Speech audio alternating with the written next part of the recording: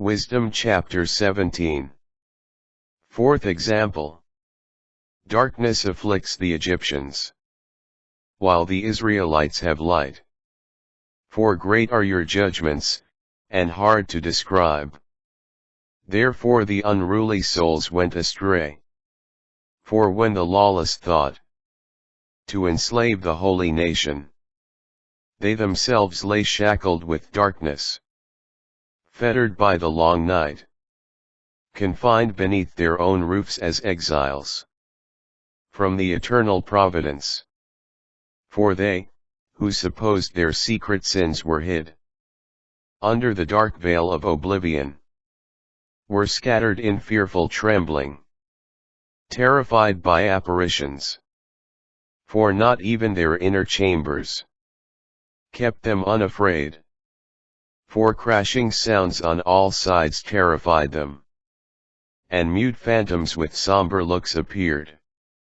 No fire had force enough to give light, nor did the flaming brilliance of the stars succeed in lighting up that gloomy night, but only intermittent, fearful fires flashed through upon them, and in their terror they thought, beholding these was worse than the times when that sight was no longer to be seen, and mockeries of their magic art failed, and there was a humiliating refutation of their vaunted shrewdness.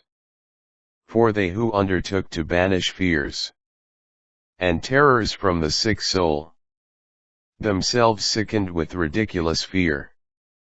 For even though no monstrous thing frightened them, they shook at the passing of insects and the hissing of reptiles, and perished trembling, reluctant to face even the air, that they could nowhere escape. For wickedness, of its nature cowardly, testifies in its own condemnation, and because of a distressed conscience, always magnifies misfortunes. For fear is not but the surrender of the helps that come from reason, and the more one's expectation is of itself uncertain, the more one makes of not knowing the cause that brings on torment.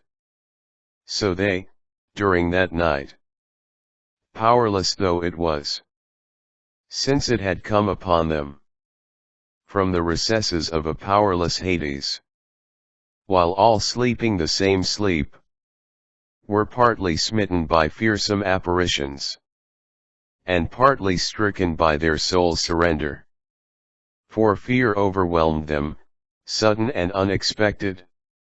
Thus, then, whoever was there fell into that prison without bars and was kept confined. For whether one was a farmer, or a shepherd, or a worker at tasks in the wasteland, taken unawares, each served out the inescapable sentence. For all were bound by the one bond of darkness, and were it only the whistling wind, or the melodious song of birds in the spreading branches, or the steady sound of rushing water, or the rude crash of overthrown rocks, or the unseen gallop of bounding animals, or the roaring cry of the fiercest beasts, or an echo resounding from the hollow of the hills. These sounds, inspiring terror, paralyzed them. For the whole world shone with brilliant light, and continued its works without interruption. But over them alone was spread oppressive night, an image of the darkness that was about to come upon them. Yet they were more a burden to themselves than was the darkness.